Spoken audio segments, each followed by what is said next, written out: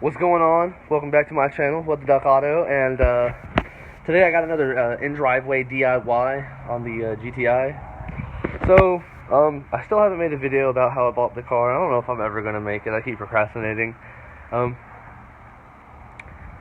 But when I bought the vehicle, it was overheating, and I bought it in Dallas. And so I limped it back from Dallas to the Waco area.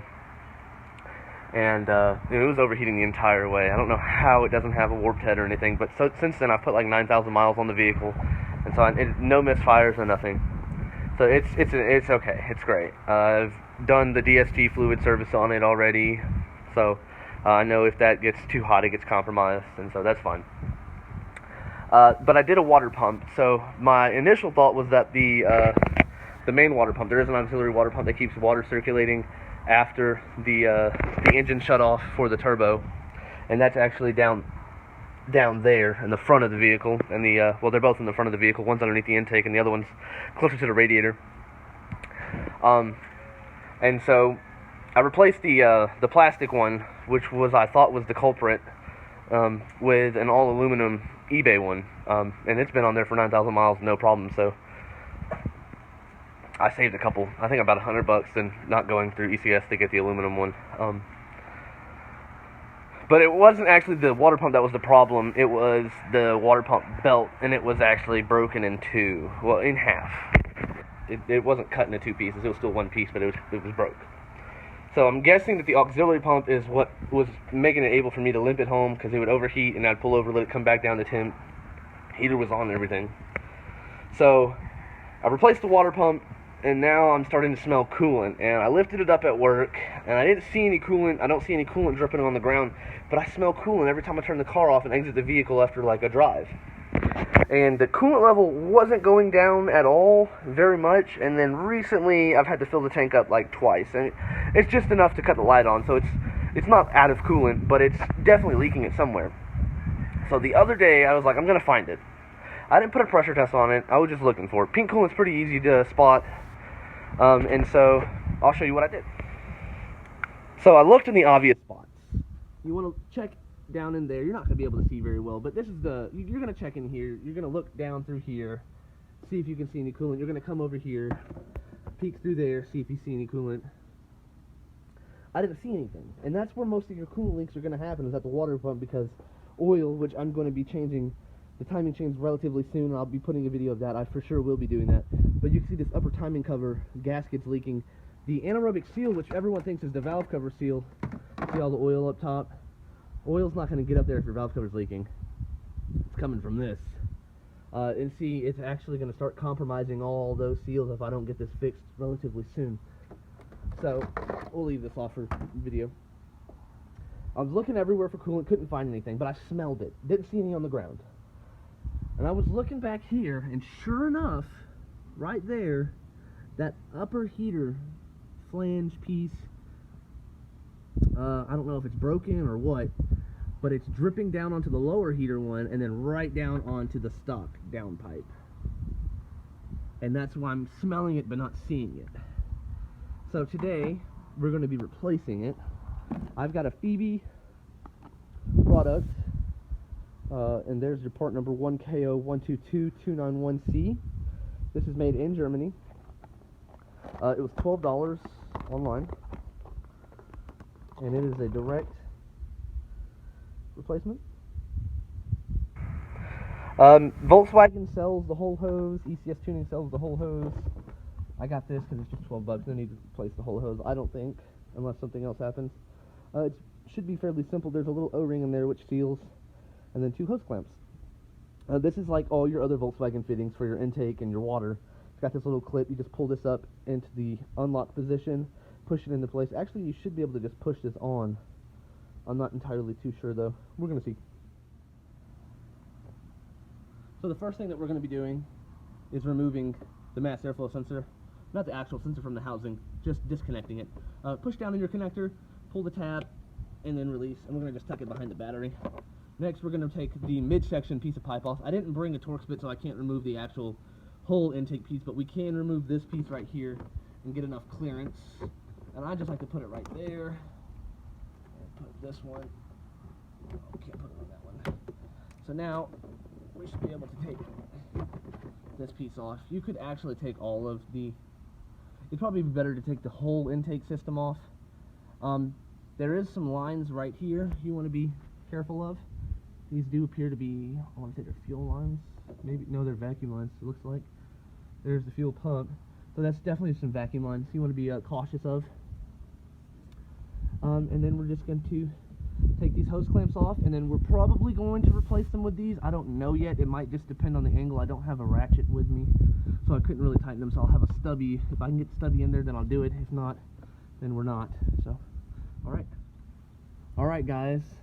There is the common problem right there. The nipples broke off, so we're gonna have to try to hurry to get this thing before I get a nasty air pocket. I really wish I could have showed y'all more of this. There's a whole bunch of struggling, swear words. So, like I was saying, I used a pick. It's really hard to get in there. I used a pick, and you have to push this all the way into the open position. So it'll be like that. Now it's going to be halfway in, like behind that metal right there. Kind of hard to get into. So once you do that, it just takes a whole lot of twisting and pulling, because it feels like it's going to break. Honestly, I thought I was going to break it, but like I said, the culprit was definitely the nipple. That's a real common Volkswagen thing, is these nipples on all the cooling things, they just over time break, and it was actually like lodged in this pipe, and I had to pick it out. See, I don't think I have any of the pieces left. It just all fell on the ground and stuff. But there's some pieces down there you might be able to see. That little black piece right there and that black piece. So now we're going to remove the bottom one. I'm pretty sure I can replace it and tighten it up and then push it into place.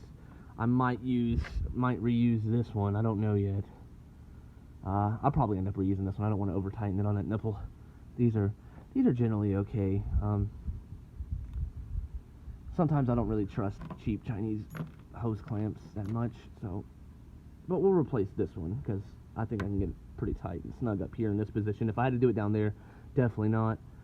Now would be the time to clean off any of that residual. I've got a little plastic wire brush that I'm going to use to try to scrape that off. So I'll get to you after I get done with that. So I am going to go ahead and continue using the stock hose clamp, simply because I don't want to jeopardize fitment issues with the top piece of these. Some people are against using these and some people are not. I'm sure they lose their compression over time. If it leaks, I'm more than capable of fixing it. So now we're going to take it. And you want to also take note of the hose position and everything, so you don't put the hose on when it's kinked. Then you just want to slip your hand through and push it on until it clicks, which it has. I have lost a fair amount of coolant. I have the car up on ramps. I didn't do that before I broke the nipple all the way off, so hopefully I don't get a gigantic air pocket. That feels like it's on there. Only time will tell. We're gonna go ahead and utilize the smaller hose clamp as well. Let me put you down so I can get you in a position where you can semi-see. Get a drink. Thought I'd try out the Coors Banquet. It's all right. All right. So I don't know if y'all can see this. That's my pliers.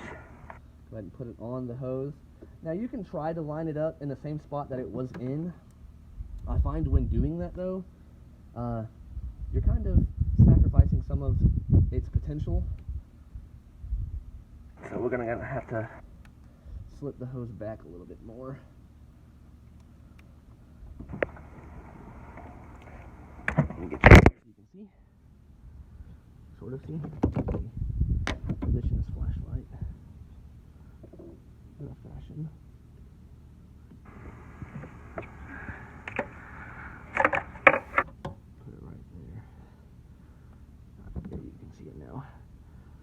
we're just slipping the hose on, and now it's just a matter of getting our hose clamp pliers in there and positioning that hose clamp down lower on the nipple itself.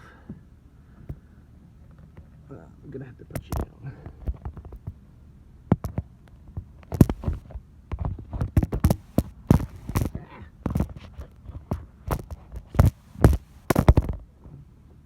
If you'll notice, when I initially took it off, I wasn't able to access the larger hose clamp because they had it facing down, and that presented a big problem. It could have made it a little bit easier, but I think maybe not. I was able to pull on the hose and actually get the whole unit to come out as one. I do have them in different positions now. I think that's going to allow it to clamp a little bit better, because it's, you know, clamping to a different mating surface than the same one. But now it's also easier for me to access. If I wanted to get in there with pliers now, I could actually take that hose clamp off. And that's just in case it leaks. I'm not saying that it's going to, but you know, things happen. Everyone's human. So now we're going to fill it up with coolant. I guess I'm going to go ahead and take the car down off the jack stands. I'll put this all back together. Then we'll take the car off the jack stands. So we'll go ahead, put that into place. Put that into place. See if I can do this one-handed.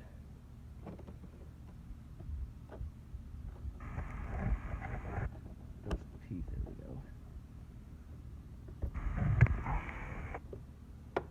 These are great. If you don't have these, I got these on Cornwell for 12 bucks, and they are made in America. Lifetime warranty. Get you a pair of these. Don't fight with channel locks. I mean, fighting with channel locks is something that everyone does. But there is the right tool for the job, and this is it. Yeah. Okay.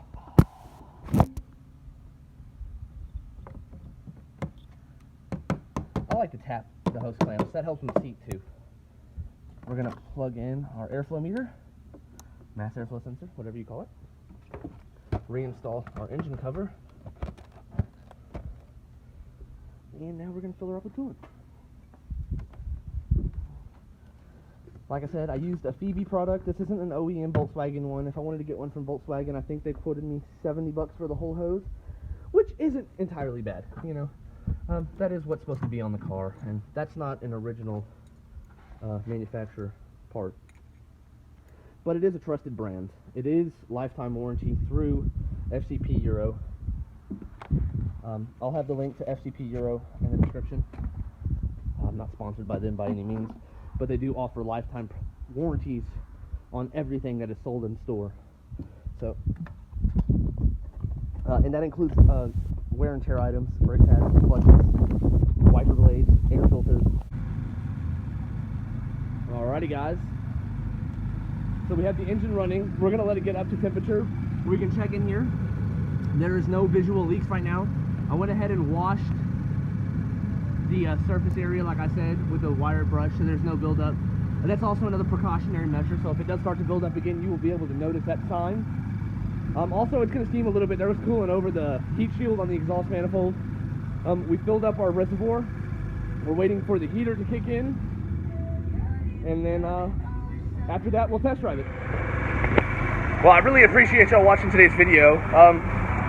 It might help y'all. I don't know if it's a common problem or not. It happened to mine, so it could happen to yours. I know that those nipples are very fragile, and over time they do just dry crack and they break. It's a pretty simple install. I would say it's very intermediate for anyone to be able to do this. It just takes a couple of tools.